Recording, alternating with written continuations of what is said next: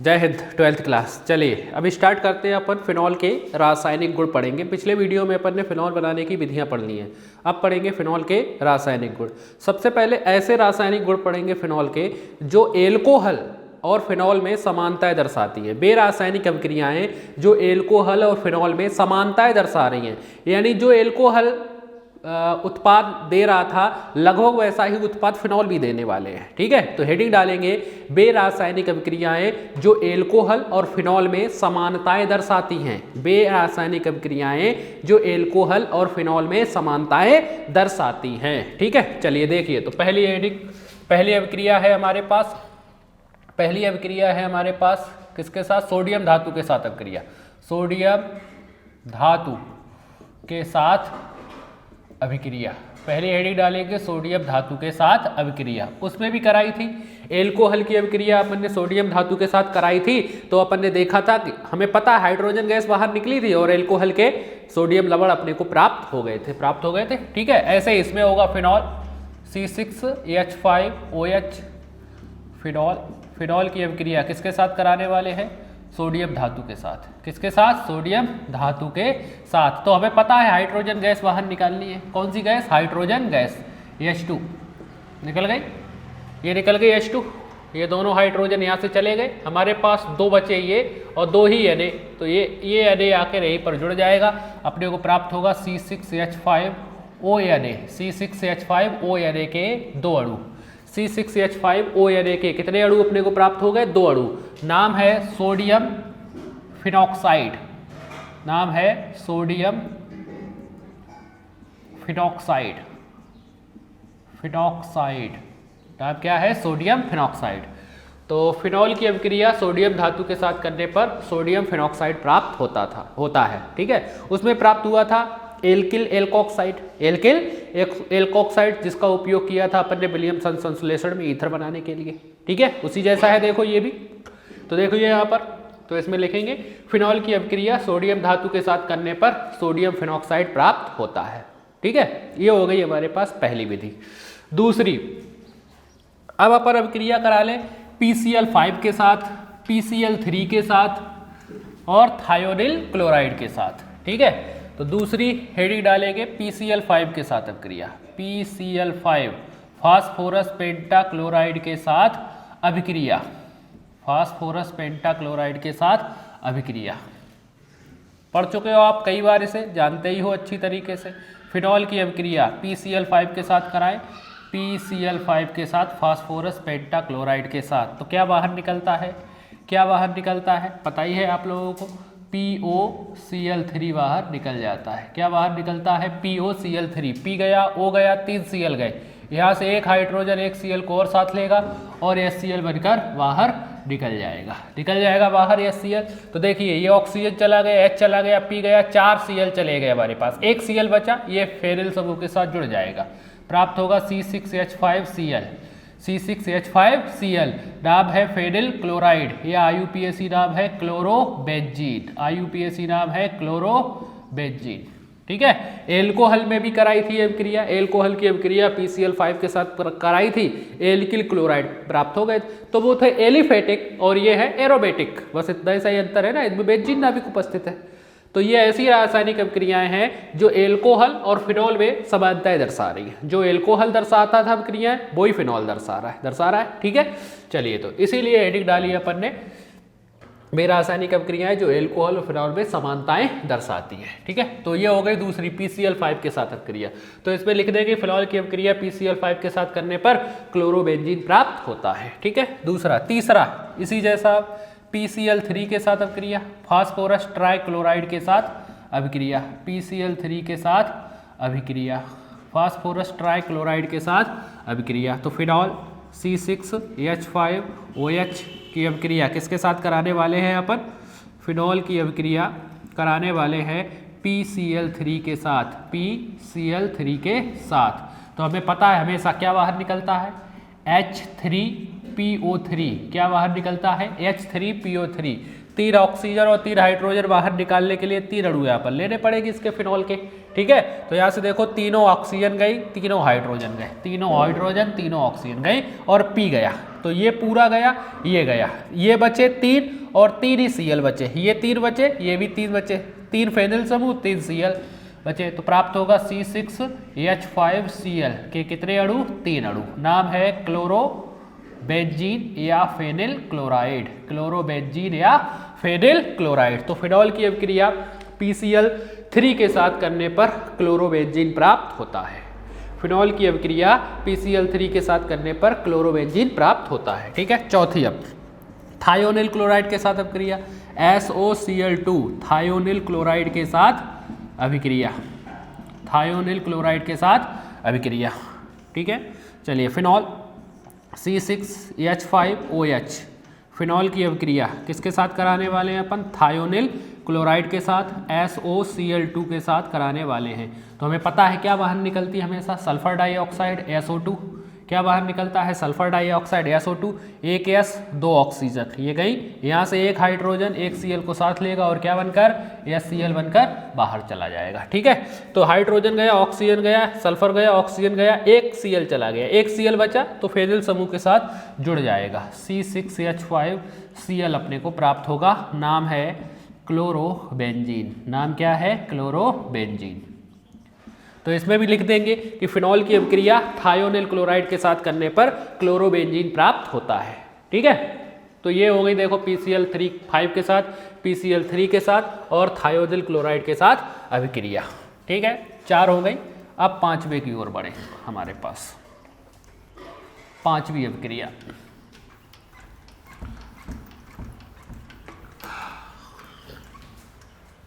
Next reaction 5वीं अभिक्रिया। 5वीं अभिक्रिया कहलाती है अमोनिया के साथ अभिक्रिया, अमोनिया के साथ अभिक्रिया, फिनॉल की अभिक्रिया अमोनिया के साथ। दूसरे नाम से जाना जाता है बुच्चर के साथ, बुच्चर अभिक्रिया, बुच्चर अभिक्रिया, वैज्ञानिक बुच्चर उन्होंने दी थी इसीलिए उनके नाम पर बुच्चर अभिक्रिया, अमोनिया के साथ अभिक्रिया या इसे कहते हैं बुच्चर अभिक्रिया। ठीक है, चलिए देखिए, तो यहाँ पर फिनॉल की अभिक्रिया अमोनिया के साथ C6H5OH, तो समझ में आ ही रहा होगा क्या बाहर निकलने वाला है। अमोनिया के साथ कराते हैं उच्च ताप, हाई टेम्परेचर और 200 वायुमंडलीय दाब पर, 200 एटमॉस्फेरिक प्रेशर पर। ठीक है, तो यहाँ से तोड़ के लिख दें, एक हाइड्रोजन NH2 बचेगा। तो फिनॉल की अभिक्रिया अमोनिया के साथ करा रहे हैं तो यहाँ से जल बाहर निकल जाता है, H2O गया, जगह खाली बचा NH2, यही जाके जुड़ जाएगा C6H5NH2, C6H5NH2 फेनिल एमीन। क्या नाम है? Phenyl amine. या दूसरा नाम है, दूसरा नाम क्या है इसका? एनिलीन, दूसरा नाम एनिलीन प्राप्त होता है, फेनिल एमीन या एनिलीन प्राप्त होता है। ठीक है, तो यह अभिक्रिया कहलाती है बुच्चर अभिक्रिया। अमोनिया के साथ अभिक्रिया बोले या बोले ऐसे कौन सी अभिक्रिया? बुच्चर अभिक्रिया, एक ही चीज है। ठीक है, तो फिनॉल की अभिक्रिया अमोनिया के साथ, फिनॉल की अभिक्रिया अमोनिया के साथ उच्च ताप एवं 200 वायुमंडलीय दाब पर करने पर फेनिल एमीन या एनिलीन प्राप्त होता है, फुल स्टॉप। तो यह अभिक्रिया थी कौन सी? बुच्चर अभिक्रिया। ठीक है, चलिए अब आगे बढ़ते हैं। बुच्चर अभिक्रिया के बाद देखते हैं शॉर्टन एवं बामन अभिक्रिया। 5 हो गई। छठी बेंजोइल क्लोराइड के साथ अभिक्रिया, बेंजोइल क्लोराइड के साथ अभिक्रिया, क्लोराइड के साथ अभिक्रिया, बेंजोइल क्लोराइड के साथ अभिक्रिया अथवा में कहलाती है शॉर्टन एवं बामन अभिक्रिया, शॉर्टन एवं बामन अभिक्रिया, शॉर्टन एवं बामन अभिक्रिया। तो इसमें फिनॉल की अभिक्रिया बेंजोइल क्लोराइड के साथ कराने वाले फिनॉल C6H5OH, फिनॉल की अभिक्रिया बेंजोइल क्लोराइड, बेंजोइक अम्ल के क्लोराइड के लवण के साथ, बेंजोइल क्लोराइड C6H5COCl, जैसे एसिड क्लोराइड होता है RCOCl, बस वैसा ही बेंजोइल क्लोराइड पढ़ चुके हैं ये, बेंजोइल क्लोराइड। बेंजोइक अम्ल की अभिक्रिया PCl5 के साथ करा दो या PCl3 के साथ करा दो या थायोनिल क्लोराइड के साथ करा दो, सब में बेंजोइल क्लोराइड प्राप्त होता है। उपस्थिति ली जाती है, उपस्थिति उपस्थिति ली जाती है सोडियम हाइड्रोक्साइड की, क्षार की उपस्थिति में कराई जाती है। तो देखिए यहाँ से ये वाला हाइड्रोजन जो है इस Cl को अपने साथ लेता है और क्या बनकर HCl बनकर बाहर चला जाता है। HCl गया यहाँ से, HCl गया बाहर, बचा क्या हमारे पास वही लिख दो, कहीं से भी लिख दो, यहाँ से लिख दो C6H5COO यही है C6H5COO ठीक है। ये देखो C6H5COO देखो एस्टर प्राप्त हो रहे हैं, RCOOR एस्टर है लेकिन एरोमेटिक एस्टर है। यहाँ से नाम होगा फेनिल बेंजोइक अम्ल का एक हटाकर एट जोड़ दो, बेंजोएट। क्या प्राप्त हुआ? Phenyl benzoate. क्या प्राप्त हुआ? Phenyl benzoate. ठीक है, तो ये अभिक्रिया कहलाती है शॉर्टन एवं बामन अभिक्रिया, यह कहलाती है बेंजोइल क्लोराइड के साथ अभिक्रिया। ठीक है, तो ये शॉर्टन एवं बामन अभिक्रिया नाम वाली रिएक्शन है, ध्यान देना यहाँ पर। ठीक है, तो इसमें लिखेंगे कि फिनॉल की अभिक्रिया बेंजोइल क्लोराइड के साथ सोडियम हाइड्रोक्साइड की उपस्थिति में करने पर फेनिल बेंजोएट प्राप्त होता है। ठीक है, चलिए अब आगे बढ़ते हैं। इसी जैसी अभिक्रिया है हमारे पास, इसी जैसी अभिक्रिया है, 6 हो गई, 6 के बाद सातवीं अभिक्रिया एसिटिल क्लोराइड के साथ अभिक्रिया, एसिटिल क्लोराइड के साथ अभिक्रिया, एसिटिल क्लोराइड के साथ अभिक्रिया, एसिटिल क्लोराइड के साथ अभिक्रिया। फिनॉल की अभिक्रिया, फिनॉल C6H5OH फिनॉल की अभिक्रिया कराने वाले हैं एसिटिल क्लोराइड के साथ, एसिटिल क्लोराइड CH3COCl यही है, एसिटिल क्लोराइड के साथ, एसिटिल क्लोराइड के साथ कराने वाले हैं। चलिए तो फिर से यहाँ से ये वाला हाइड्रोजन जो है इस Cl को अपने साथ लेगा और क्या बनकर HCl बनकर बाहर निकल जाएगा।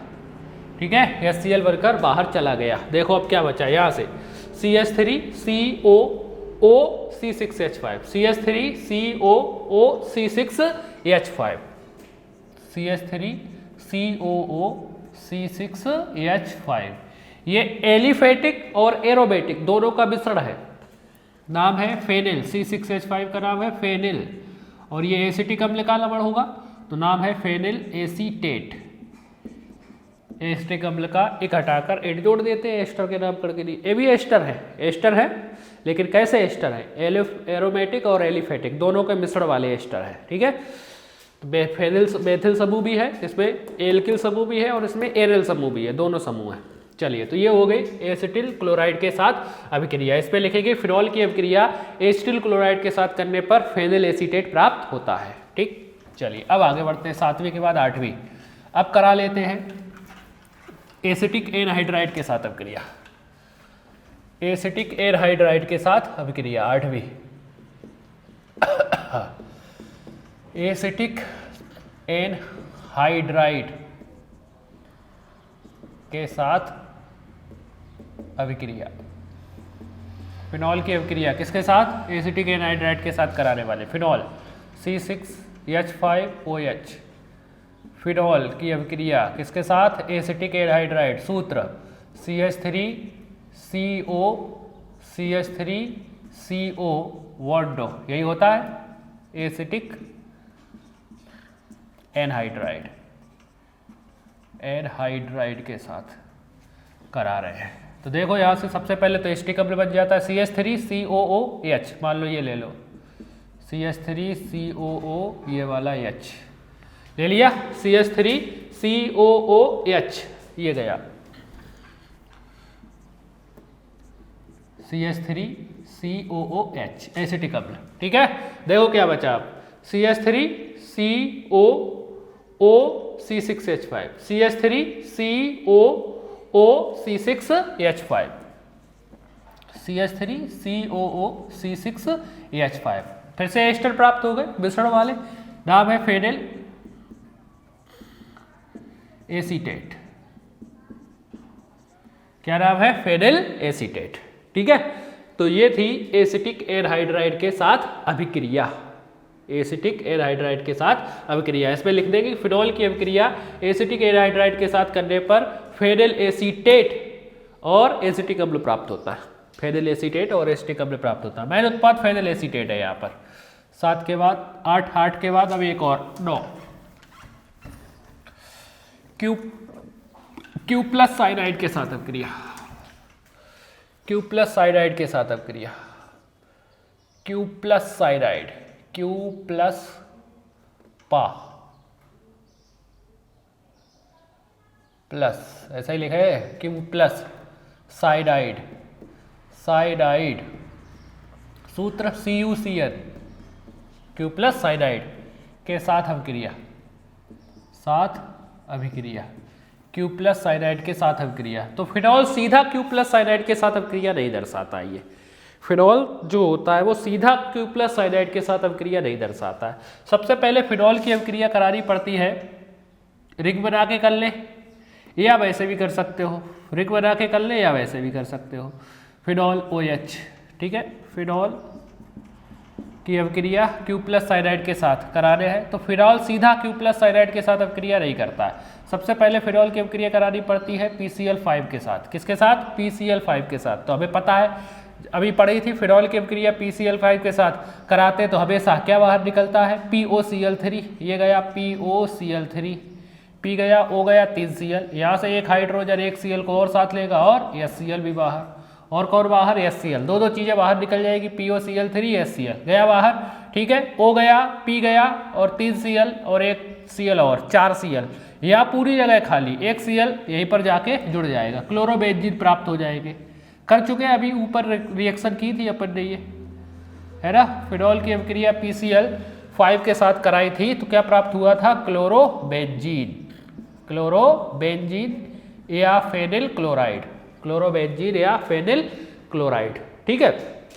अब इसकी अभिक्रिया कराई जाती है क्यू प्लस साइनाइड CuCN के साथ, CuCN के साथ, ठीक है। चलो मैं यहाँ लिख दूँ नीचे, तो जैसे ही यहाँ पर अभिक्रिया कराएंगे तो देखो क्या बाहर निकल रहा है, समझ में ही आ रहा है। धातु है कॉपर, हमेशा Cl हाइड्रोजन परमाणु को बाहर निकल ले जाएगी, तो ये बाहर निकल जाएंगे, क्या? CuCl गया बाहर, क्या बचा? Cn, यही जाके जुड़ जाएगा Cn फेनिल समूह के साथ, ये जुड़ गया Cn, ठीक है।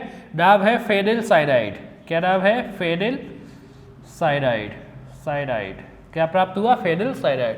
तो ये सब क्रिया प्राप्त होते हैं फेनिल साइनाइड, ठीक है। रिंग की जगह C6H5 लेकर भी करा सकते हो आप, तो यहाँ C6H5 CN आ जाएगा पूरा अभिक्रिया में, ठीक है। तो ये थे फिनॉल के रासायनिक गुण, और ऐसे रासायनिक गुण जो एल्कोहल और फिनॉल में समानताएं दर्शाते हैं, एल्कोहल और फिनॉल में समानताएं दर्शाते हैं, ठीक है। लिख तो लोगे ही ना इसमें। फिनॉल की अभिक्रिया PCl5 के साथ करने पर क्लोरोबेंजीन प्राप्त होता है, जिसकी अभिक्रिया क्यू प्लस साइनाइड के साथ करने पर फेनिल साइनाइड प्राप्त होता है, ठीक है। तो ये ऐसे रासायनिक गुण थे जो एल्कोहल और फिनॉल में समानताएं दर्शाते हैं। अब नेक्स्ट वीडियो में अपन ऐसे रासायनिक गुण पढ़ने वाले हैं जो एल्कोहल और फिनॉल में अंतर दर्शाएंगे। मतलब एल्कोहल किसी कार्बनिक यौगिक के साथ क्रिया करके कुछ और बनाएगा और फिनॉल उसी चीज के साथ अब क्रिया करके कुछ और बना रहा होगा, ठीक है।